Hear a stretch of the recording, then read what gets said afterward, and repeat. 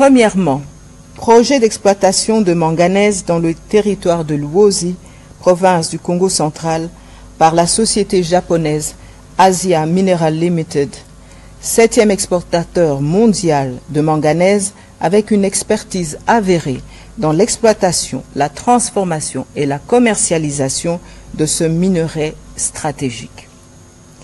Il s'agit d'un exemple concret et structurant de mise en œuvre de la diversification des partenaires, des minerais exploités, des provinces minières, des produits finis et semi-finis et de l'économie nationale. Ce projet d'exploitation de gisements de manganèse s'inscrit pleinement dans la nouvelle vision de la gouvernance minière et représente un levier puissant de transformation territoriale, sectorielle et économique. Après avoir expliqué les impacts attendus de ce projet, le ministre des Mines a annoncé le lancement de la phase exploratoire pour le 21 mai 2025. L'investissement global à consentir prévoit une production annuelle projetée à 2 millions de tonnes. Il a sollicité le soutien actif du gouvernement pour assurer le bon déroulement de ce projet en facilitant les démarches administratives, l'accompagnement institutionnel et les partenariats techniques requis. Deuxièmement, commission d'enquête de la CIRGL. Mbote bandeko balandi ya magazine d'actualité Christian Chevaux bisikano sobo suli baku ya kolanda biso mokolo ya lelo. Nous sommes aujourd'hui lundi le 12 mai 2025. Bienvenue à ce nouveau numéro. En tout cas, avant de démarrer, je voudrais dire merci à une personne Oyo Asunga biso makasi tineni bumona ba émission Zole Kaboya et une seule personne Oyo Akanisa biso qui nous soutient. Alors l'honorable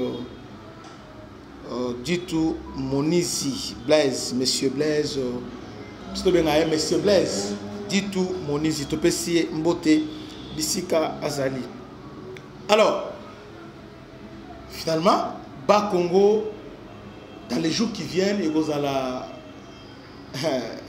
poumon et économie à RDC. Hein? Poumon, économie à RDC, c'est les Bas Congo, donc Congo central.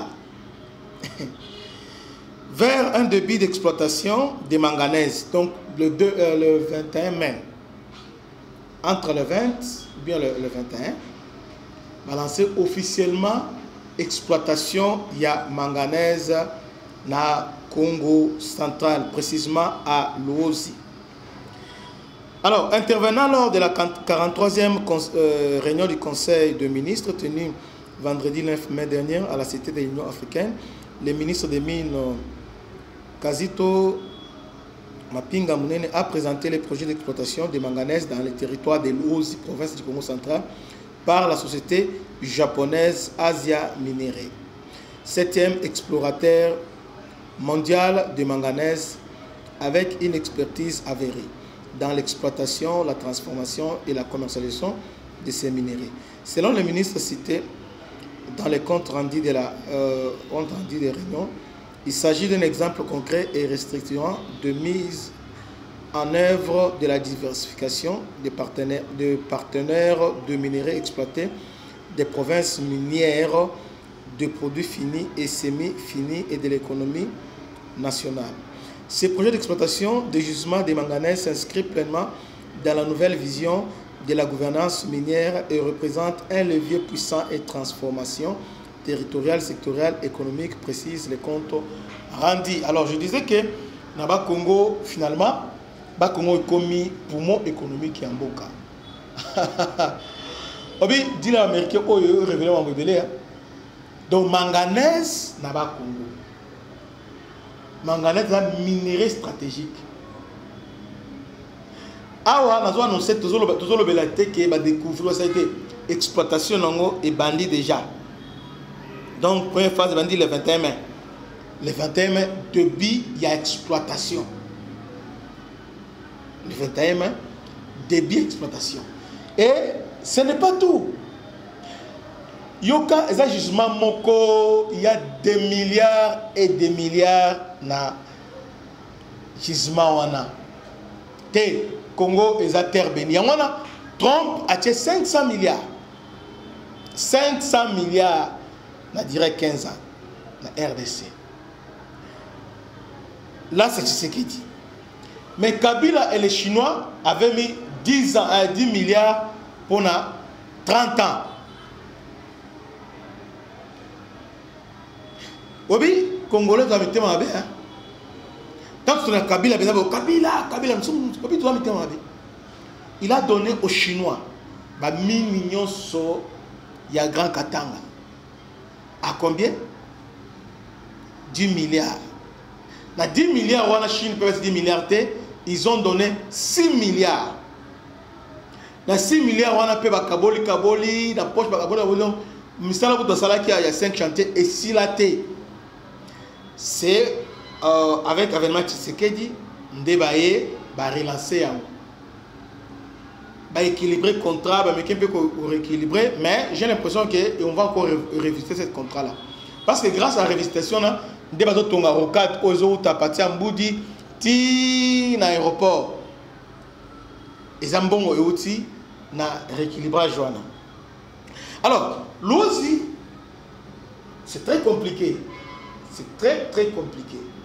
L'OSI est entre. Congo central. Congo central, je crois, Madim. Non. Ils ont un territoire Nini. Je vais vérifier.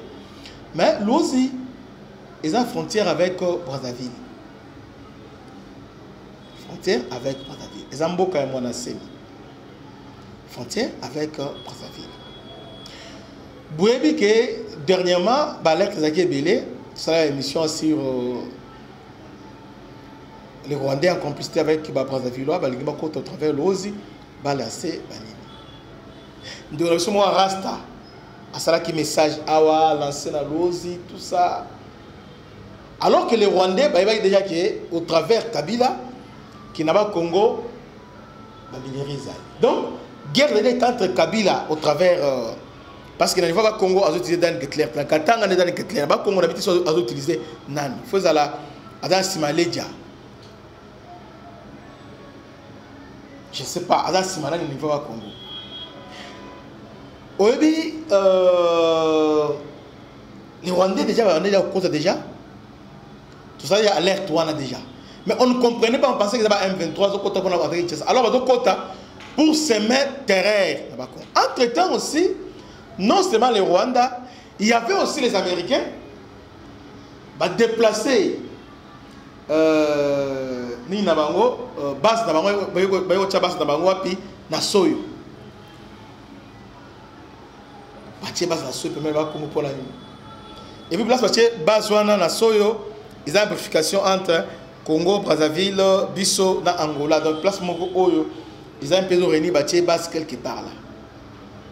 Donc les Américains étaient au courant que dans le Congo, ils avaient minéré, coltan, ils avaient Congo, cuivre, ils avaient Congo, cobalt, ils avaient Congo,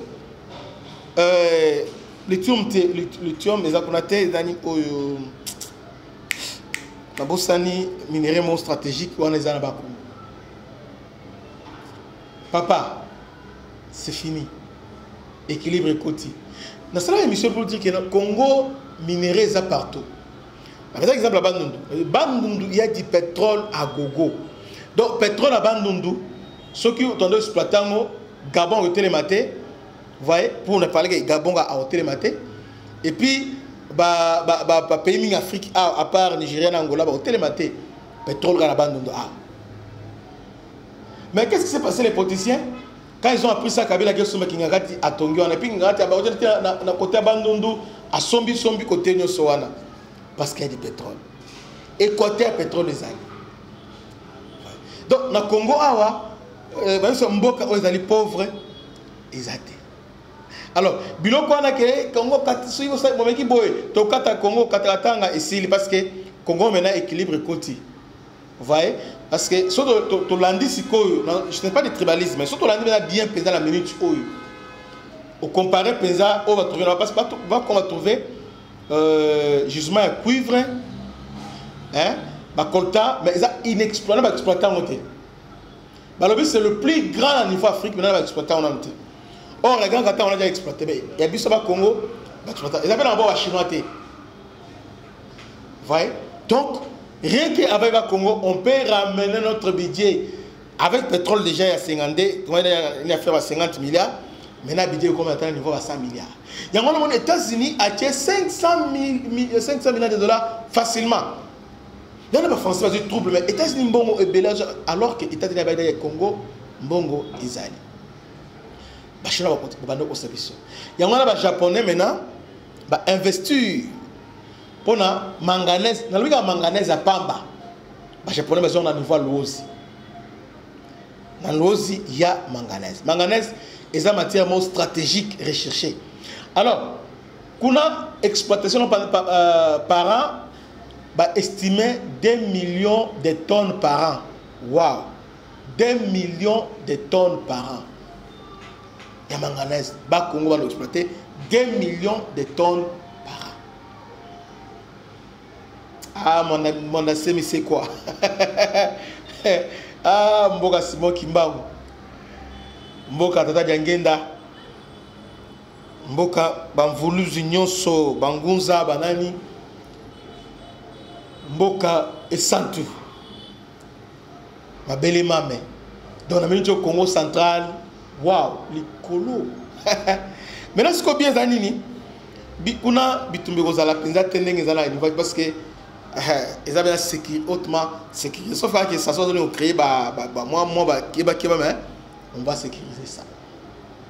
Bana Congo, tout à la OCP là. Magambono zo kende, tout ce qui est kende. Badanga, banani, ils font pour être troublés. Mais avec ou sans Tshisekedi, déjà tu comprends déjà que dans Congo, il y a des. C'est là au Bandango parce que il y a 3 ans en Kenya. Il fait partie. L'autre qui viendra, il sera là avec nous. On va exploiter ça. Donc c'est-à-dire, Congo, on a besoin d'un Nangate, Rwanda, de prier, Makasi, aussi là. Congo est au bon. Que Dieu vous bénisse. C'était votre ami serviteur, le bishop Christian. À la prochaine. Ciao.